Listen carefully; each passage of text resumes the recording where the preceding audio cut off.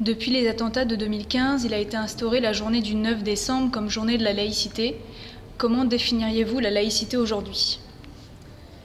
La laïcité, en fait, est inscrite, d'abord c'est un principe juridique qui est inscrit dans la Constitution. C'est un principe qui a été inscrit en fait en 1946 lors de l'adoption de la 4e République, après la période sombre de l'occupation et de la guerre contre l'Allemagne. C'est un principe qui permet en fait la neutralité de l'État. C'est un principe qui permet en fait le vivre ensemble. C'est un principe qui permet en fait de pas tenir à distance, mais c'est une loi qui est un aboutissement en fait sur la séparation des églises et de l'État. Voilà. Et je dis bien des églises et de l'État, c'est-à-dire que le religieux n'est pas ignoré, puisqu'en réalité l'État a un patrimoine historique, mais c'est un principe qui permet de vivre ensemble et qui permet pour les femmes notamment l'émancipation. Voilà. C'est en fait exclure le religieux de l'état civil, enfin, c'est l'aboutissement de la sécularisation du droit. Voilà. C'est la neutralité, c'est la neutralité de l'État. Voilà. Mais c'est un peu plus parce que je dirais que c'est un principe du vivre ensemble. Vous étiez en 2010 à la tête de la Haute Autorité de lutte contre les discriminations et pour l'égalité, aussi nommée la HALD. Cette institution défendait souvent le principe de la laïcité. Vous l'avez également fait lors de l'affaire Babylou notamment. Alors c'est très difficile en réalité parce que justement la HALD que j'ai présidée avait fait le choix en fait d'avoir une conception particulière de la laïcité parce que en réalité pour moi il n'y a pas plusieurs conceptions de la laïcité. La laïcité est un principe où le salarié ne subventionne pas les cultes, voilà, on ne les reconnaît pas. Ça ne veut pas dire qu'on leur fait la guerre, ça ne veut pas dire ça non plus. Mais en fait, dans le cas de la crèche Babylou, en fait, il s'agissait d'une petite association en fait, qui était une petite association de garde d'enfants qui fonctionnait 24 heures sur 24, 7 jours sur 7, et qui permettait à beaucoup de mamans qui sont dans l'air de Calais de pouvoir faire garder leurs enfants, et qui avait inscrit dans son règlement intérieur le principe de laïcité. Et il y avait une salariée qui avait décidé, après un long congé parental, décidé de revenir avec pas uniquement un voile, mais était habillée de manière ostentatoire et refusait de quitter ces signes ostentatoires, y compris lorsqu'elle s'occupait de bébés et d'enfants. Voilà.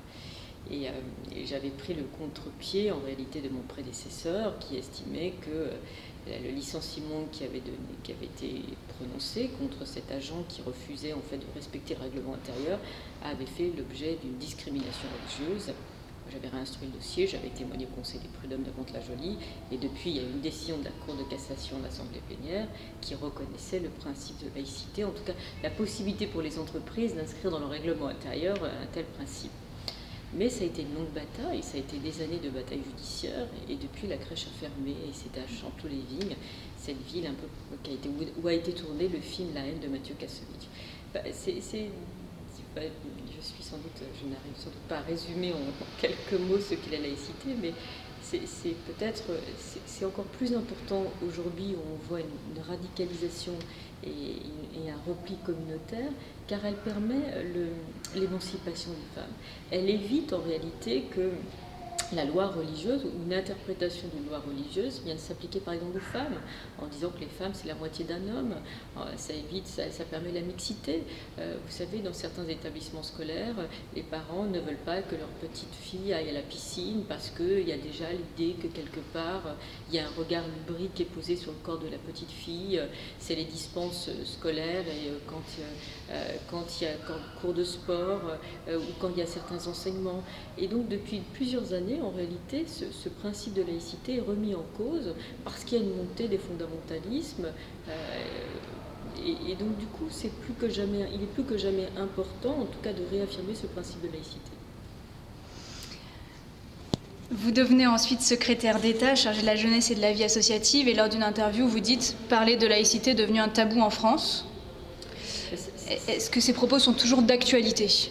Alors ça l'est moins, mais quand en 2010, en fait, je suis devenue secrétaire d'État parce que je me suis pris pris plein la figure à la Halle et que je n'ai pas cédé sur le principe de laïcité. Et donc je reconnais ça à Nicolas Sarkozy, c'est qu'alors que tout le monde nous laissait tomber, parce qu'on était avec Elisabeth Badinter, on était à défendre une petite crèche en fait, qui travaillait dans un quartier où il y avait du trafic de drogue, où il y avait une montée du radicalisme, un quartier abandonné, ce qu'on appelle les territoires perdus de la République. Et quand on parlait de laïcité, en fait, on disait souvent qu'on faisait le jeu du Front National, qu'en réalité on participait en fait à une stigmatisation d'une communauté. C'est à peu près le même discours qu'on a tenu à Gisèle Halimi il y a 30 ans lorsqu'il y a eu les premières affaires de voile.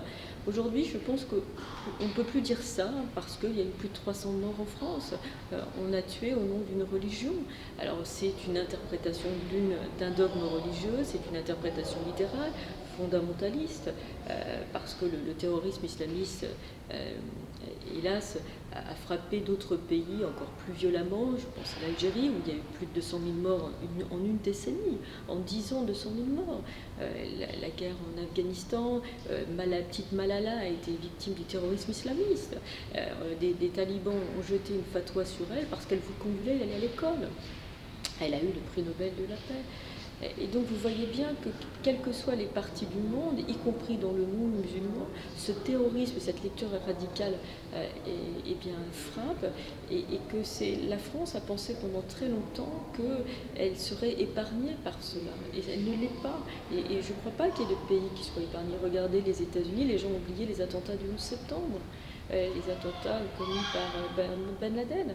Donc aucun pays au monde n'est épargné aujourd'hui par cela. Vous allez en Indonésie, vous avez des églises qui sont attaquées, vous avez des attentats avec des kamikazes, ou même des femmes en fait portent des ceintures et rentrent dans des églises. Donc il y a eu les attentats de Nice récemment, on a tué et décapité dans une église.